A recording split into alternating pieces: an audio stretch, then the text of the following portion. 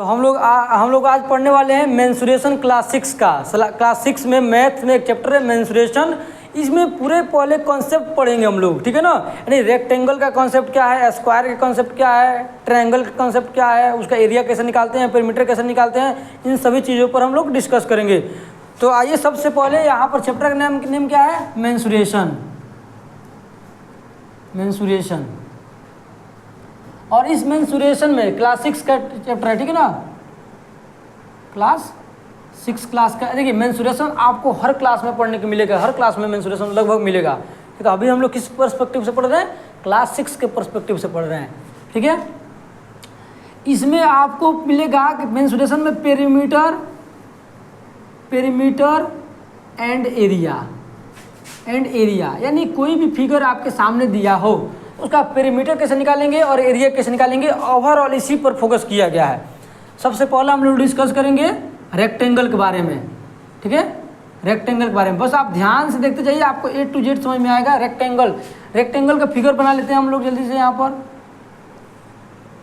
ये हो गया रेक्टेंगल, इसका नाम अपने में दे दीजिए ABCD। अब रेक्टेंगल में क्या होता है ना, रेक्टेंगल का अपोजिट साइड आपस में क्या होता है, इक्वल होता है। यहाँ पर मान लीजिए हम एक कट लगाए हैं, यहाँ पर एक कट लगाए हैं, इसका मतलब क्या हुआ कि दोनों आपस में इक्वल है, ठीक है ना। और यहाँ पर हम 2 कट लगाए हैं, यहाँ पर भी 2 कट लगाए हैं, इसका मतलब क्या ऊपर वाला नीचे के इक्वल है।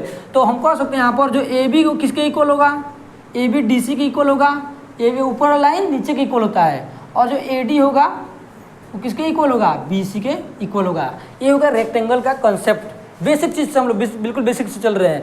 तो इससे क्या समझ में आया कि अपोजिट साइड, ये हो गया मान लीजिए कॉन्सेप्ट नंबर 1। कॉन्सेप्ट 2 कि opposite sides of rectangle will be equal. पहला कॉन्सेप्ट ये हुआ कि अपोजिट साइड क्या होगा, इक्वल होगा। चलिए एक क्लियर हुआ। उसके बाद आपको इसका एरिया समझना है कि रेक्टेंगल का एरिया ऑफ रेक्टेंगल क्या होता है, ठीक है ना। एरिया ऑफ रेक्टेंगल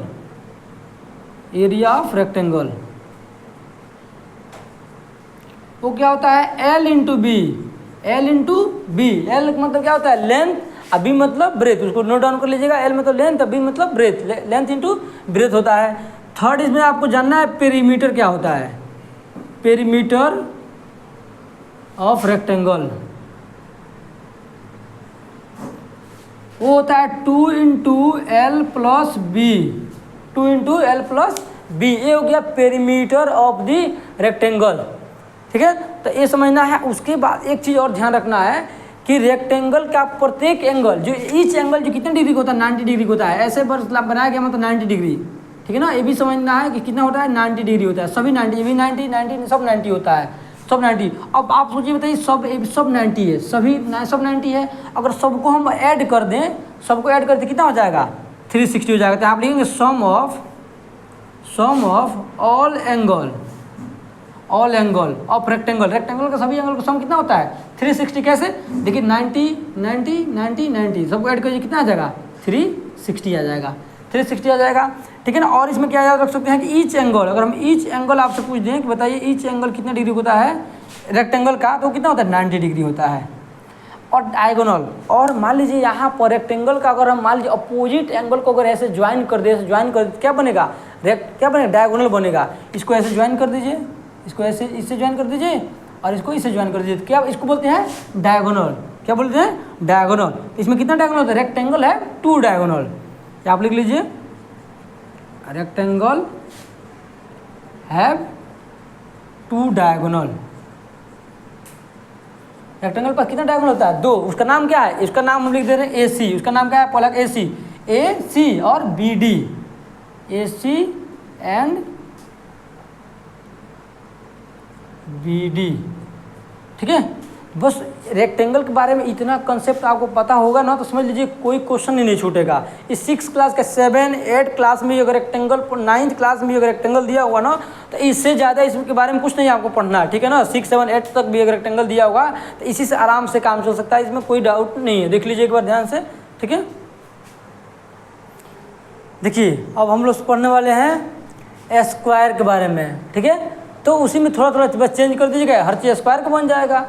और क्या, यहाँ पर स्क्वायर में क्या होता है ना, सभी आपस में इक्वल होते हैं। मान लीजिए ये जो होगा इसके इक्वल होगा, ये इसको इक्वल होगा और ये इसके इक्वल, सब में एक एक कट लगा है। इसका मतलब क्या हुआ कि सभी आपस में इक्वल होता है, सभी आपस में इक्वल होता है। तो हम कह सकते हैं जो ए बी होगा वो डी सी की इक्वल होगा, ए डी की इक्वल होगा, बी सी, सभी आपस में क्या होगा, इक्वल, सभी आपस में इक्वल हो जाएगा पहला। दूसरा क्या करेंगे यहाँ पर कि यहाँ पर लेंगे square side, all sides of square will be equal, ठीक है ना। All side of square will be equal, देखिए यहाँ पर all sides of square will be equal, equal square का सभी साइड आपस में क्या होता है, इक्वल होता है, ठीक है, ये भी क्लियर हुआ। फिर यहाँ पर एरिया ऑफ स्क्वायर निकालना आपको, एरिया ऑफ स्क्वायर का फॉर्मूला क्या होता है, साइड स्क्वायर, साइड का स्क्वायर कर दीजिए, हो गया, एरिया ऑफ स्क्वायर का फॉर्मूला बन गया, ठीक है। उसके बाद फिर पेरीमीटर ऑफ स्क्वायर, यहाँ पर पेरीमीटर ऑफ स्क्वायर निकालना है, वो क्या होता है 4 इंटू साइड, 4 इंटू साइड हो गया, ठीक है ना, पेरीमीटर ऑफ स्क्वायर। और sum of all angle, sum of all angle क्या होता है, सम ऑफ ऑल एंगल 360 होता है, उसमें कोई बदलाव नहीं करना है, ठीक है। और ईच एंगल 90 डिग्री होता है, ये भी कोई, इसमें भी कोई बदलाव नहीं करना है। और यहाँ पे स्क्वायर में कितना डायगोनल होता है, वो भी 2 ही डायगोनल होता है, रेक्टेंगल की तरह इसमें भी 2 डायगोनल होता है, यहाँ से ऐसे 2 डायगोनल होता है। तो आप लिख लीजिए कि square have 2 diagonal, square have 2 diagonal, AC and BD दोनों क्या है, डायगोनल। स्क्वायर के बारे में आपको इतना याद रखना है, बस इतना याद रखिए, पूरा क्वेश्चन बन जाएगा, ठीक है ना। देख लीजिए ध्यान से एक बार। अब देखिए, अब यहाँ पर ट्रायंगल्स के बारे में पढ़ना, ठीक है, ट्रायंगल्स का सभी चीज़ निकालना है, ट्रायंगल। अब आप जानते हैं ट्रायंगल कई तरह के ट्रायंगल मिल सकता है, ठीक है ना, लेकिन मेनली हम लोग जो इम्पोर्टेंट है इस चैप्टर से रिलेटेड उसी को हम लोग करेंगे। जैसे यहाँ पर हम लिख रहे हैं इक्विलेटरल ट्रायंगल, इक्विलेटरल ट्रायंगल, ठीक है ना। दूसरा यहाँ पर हम लिख रहे हैं आइसोसेलेस ट्रायंगल, आइसोसेलेस ट्रायंगल। यहाँ पर लिख रहे हैं स्केलेन ट्रायंगल, स्केलेन ट्रायंगल। और यहाँ पर लिख right angle triangle, right angle triangle. ऐसे बहुत सारे मिलेंगे, लेकिन सबके बारे में नहीं समझना है, उतना इंपॉर्टेंट नहीं है। यहाँ पर हम लिखे हैं आइसोसेलेस, क्या लिखे हैं, आइसोसेलेस ट्रायंगल, ठीक है ना। अब देखिए आइसोसेलेस ट्रायंगल में क्या होता है, इसका ऑल साइड आपस में इक्वल होता है। क्या होता है, ऑल साइड क्या होता है, all sides and all angles are equal. इसका सभी साइड और सभी एंगल क्या होता है, आपस में इक्वल होता है। इक्वलेटरल ट्रायंगल में क्या होता है, सभी साइड और सभी एंगल आपस में इक्वल होता है। और इसका ईच एंगल कितना डिग्री होता है, ईच एंगल कितना डिग्री होता है, ईच एंगल जो होता है वो होता है 60 डिग्री होता है। ईच एंगल कितना डिग्री होता है, 60 डिग्री होता है, ठीक है। और सम ऑफ ऑल एंगल कितना होता है, sum of all angle, sum of all angle जो होता है, ऑल एंगल वो होता है 180 डिग्री, 180 डिग्री। बस इतना ही काफ़ी, इतना ही जानिए, ठीक है। और यहाँ पर लिख रहा हूँ पेरीमीटर, इसका पेरीमीटर मान लीजिए निकालना होगा पेरीमीटर। तो पेरीमीटर कैसे निकालने को होता है 3 इंटू साइड, पेरीमीटर का फॉर्मूला होता है 3 इंटू साइड। फोर्थ अगला पॉइंट में आपको मान लीजिए एरिया निकालने के लिए पूछ सकता है, इसका एरिया निकालिए, इसका एरिया निकालिए, ठीक है ना। तो इसका एरिया निकालने का आप वहीं यूज कीजिएगा फॉर्मूला √3/4 इंटू साइड स्क्वायर, ये वाला फॉर्मूला यूज कीजिएगा, ठीक है ना, ये वाला फॉर्मूला यूज कीजिएगा आप। मेनली आपको इक्विलेटरल ट्रायंगल के बारे में ही समझना है ज़्यादातर। अगर मान लीजिए आइसोसेलेस ट्रायंगल का अगर आ गया पेरीमीटर निकालने के लिए, तो क्या इसमें सिर्फ एक ही फॉर्मूला लगाएंगे इसका, इसमें पेरीमीटर निकालने का। अगर मान लीजिए आ गया पेरीमीटर इसमें निकालने का, पेरीमीटर, तो क्या आप यूज कीजिएगा sum of all side, sum of all side. बस इसमें वही, इसमें भी सेम काम करेंगे, इसमें भी वही काम करेंगे, सम ऑफ ऑल साइड, इसमें भी सम ऑफ ऑल साइड, इसमें भी यही सेम, ये सेम चीज़ में लिखना है और सेम चीज़। और फिर इसमें आप सेम लिख रहे हैं, इसका मतलब क्या हुआ, इसका मतलब सम ऑफ ऑल, इसका पेरीमीटर निकालने का formula some of all side, इसमें भी सम ऑफ ऑल साइड, इसमें भी सम ऑफ ऑल साइड करेंगे। और इसमें भी वही काम कर सकते हैं, सम ऑफ ऑल साइड ही करते हैं। यहाँ पर 3 इंटू साइड का मतलब सम ऑफ ऑल साइड ही करते हैं। एक राइट एंगल ट्रायंगल का एरिया, मान लीजिए अगर एरिया निकालना होगा ना एरिया, तो इसका फॉर्मूला आप यूज कीजिएगा 1/2 into base into height, 1/2 into base into height, ये इसका फॉर्मूला यूज कर सकते हैं आप एरिया निकालने का। इसको हम लोग ऐसे शॉर्ट फॉर्म में भी बोल सकते हैं, area equal to 1/2 into B into H. ठीक है, क्लियर हुआ? तो ये इतना सारा चीज़ पता होना ही चाहिए। ठीक है, अच्छा उसका हम राइट एंगल ट्रायंगल का यहाँ पे फिगर बनाकर दिखा रहे हैं। ठीक है, राइट एंगल ट्रायंगल का हम फिगर यहाँ बनाकर दिखा रहे हैं। कुछ राइट एंगल ट्रायंगल ऐसे होता है, यहाँ 90 डिग्री होता है। ठीक है ना, इसको क्या बोलते हैं? इसको बोलते हैं बेस। इसको क्या बोलते हैं? बेस।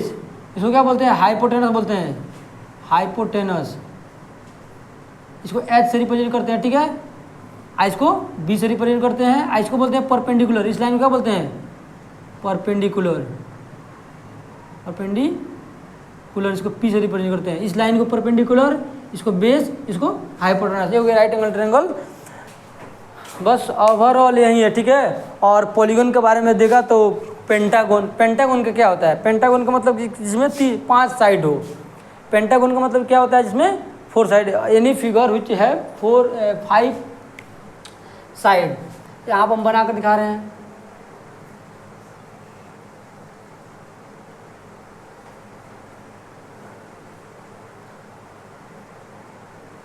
ये क्या है? पेंटागन है। कितने साइड है इसमें?